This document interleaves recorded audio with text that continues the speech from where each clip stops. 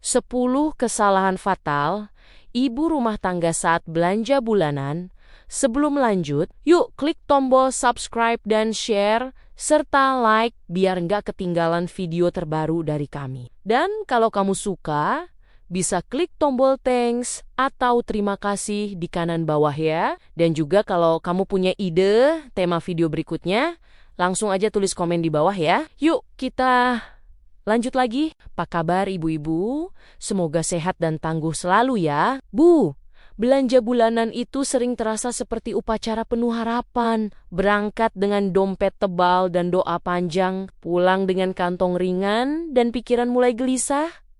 Di jalan masih yakin semua aman, tapi begitu sampai dapur, satu persatu muncul rasa curiga. Kok uang segini rasanya cepat sekali menguap? Fenomena yang sering kejadian itu begini, Bu.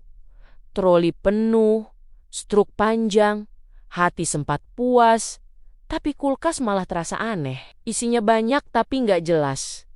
Mau dimasak apa? Ada saus mahal tapi lauknya bingung. Ada bumbu lengkap tapi sayurnya kurang. Dan di situ mulai muncul tanya dalam hati yang suka nyentil. Ini belanja atau cuma nurutin mata? Yang bikin makin kena itu saat pertengahan bulan, Bu, uang belanja mulai ngos-ngosan. Sementara kebutuhan masih jalan terus, akhirnya kita mulai hitung ulang. Sambil senyum kecut, sambil mikir pelan-pelan. Kayaknya yang salah bukan harga pasar, tapi cara kita belanja yang terlalu percaya sama diskon dan terlalu baik sama keinginan sendiri. Bu, kesalahan pertama yang sering banget kejadian itu belanja bulanan tanpa rencana yang jelas. Karena rasanya lebih aman beli banyak dulu daripada kekurangan. Padahal tanpa rencana menu belanja jadi asal numpuk. Misalnya beli bumbu lengkap tapi lauknya lupa. Beli mie banyak tapi sayurnya nggak kepikiran. Akhirnya kulkas penuh tapi tiap hari tetap bingung mau masak apa. Kesalahan kedua adalah terlalu percaya sama diskon, Bu. Karena tulisan promo itu memang kelihatan kayak penolong dompet, padahal seringnya cuman bikin kita ngerasa pintar belanja. Contohnya beli 2 botol saus karena diskon padahal masaknya cuma butuh 1. Sisanya numpuk sampai kedaluarsa dan akhirnya dibuang sambil nyesek. Kesalahan ketiga adalah belanja pakai emosi. Ini yang paling jujur tapi jarang diakui. Bu, capek ngurus rumah, badan pegal. Hati pengen dimanja, akhirnya belanja jadi pelarian.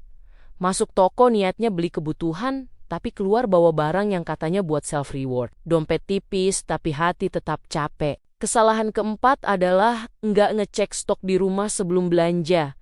Karena merasa sudah hafal isi dapur, padahal kenyataannya sering meleset. Aku pernah beli minyak dan gula baru, padahal di rumah masih ada. Cuma karena malas buka lemari, akhirnya uang kepakai double untuk barang yang sama. Kesalahan kelima adalah gengsi sama menu sederhana, Bu. Ada rasa takut dinilai kurang pintar kalau masaknya itu saja.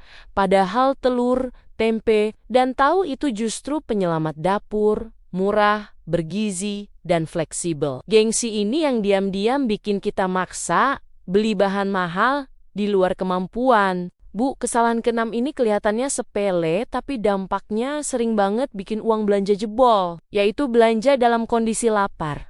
Karena saat perut kosong itu, logika sering libur tanpa izin. Mata jadi lebih sensitif, lihat apa saja yang kelihatan enak, aroma gorengan sedikit saja langsung terasa kayak lagu yang sangat merdu. Niat awal cuman mau beli sayur dan lauk buat masak, malah berubah jadi misi menyelamatkan perut saat itu juga. Aku ngalamin sendiri, Bu. Berangkat ke pasar dengan perut keroncongan. Di kepala sudah ada daftar belanja, tapi baru lewat lapak gorengan langsung mikir, satu saja buat ganjel. Lalu lanjut ke lapak ayam matang yang baunya menggoda, mikir lagi, sekalian saja buat makan siang.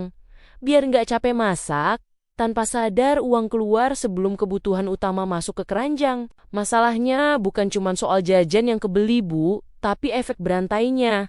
Karena uang yang harusnya dipakai buat sayur, lauk mentah, atau bumbu malah kepotong buat makanan siap santap. Akhirnya pas sampai rumah belanjaan terasa banyak tapi bahan buat masak beberapa hari justru kurang. Besoknya terpaksa belanja lagi. Dan uang belanja makin bocor. Yang lebih lucu tapi nyesek, Bu. Seringkali makanan yang dibeli karena lapar itu habisnya cepat.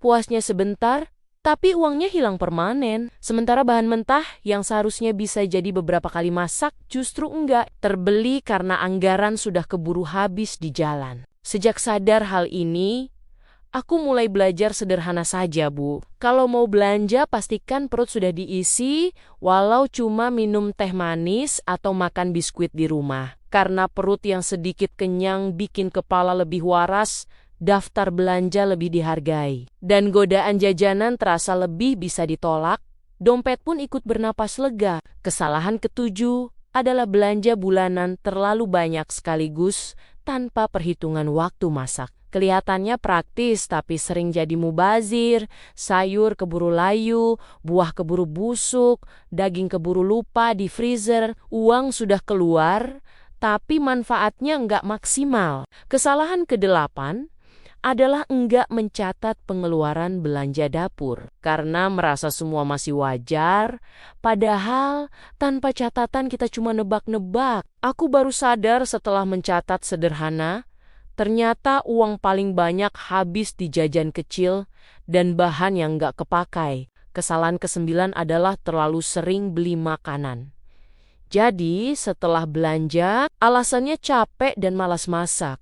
Padahal belanjaan di rumah masih lengkap. Kebiasaan ini kelihatannya sepele, tapi kalau dihitung bisa setara belanja bahan beberapa hari. Kesalahan ke-10 yang paling menguras emosi adalah terlalu keras sama diri sendiri. Setiap kali uang belanja habis lebih cepat langsung merasa gagal jadi ibu. Padahal kesalahan itu bukan buat diratapi tapi dipelajari. Karena ibu yang belajar itu jauh lebih berharga daripada ibu yang pura-pura sempurna. Bu, pada akhirnya belanja bulanan itu bukan cuma soal angka di struk, tapi soal bagaimana kita memperlakukan diri sendiri sebagai ibu yang sedang belajar. Karena dapur yang kadang berantakan dan uang yang sesekali kebablasan bukan tanda gagal, melainkan tanda kita sedang menjalani peran yang nyata.